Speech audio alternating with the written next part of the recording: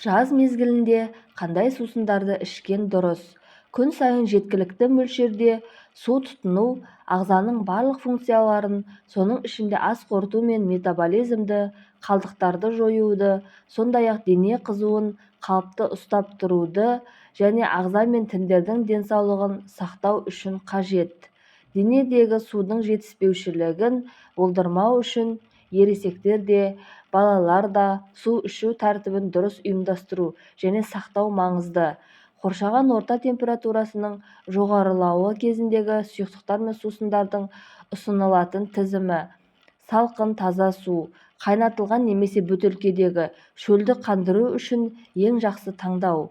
Суға лимон, қияр тілімдерін немесе мұз текшелерін қосуға болады. Жасыл шай да қантсыз немесе тұзсыз дәм беретін қарапайым суға дәмді сергітетін қосымша болып табылады. Ақуызға, көмірсуларға, кальцийге және электролиттерге бай сүт немесе сүт өнімдері дене белсенді болғанда немесе терлеген кезде жоғалған натрийдің орнын толтыруға көмектеседі.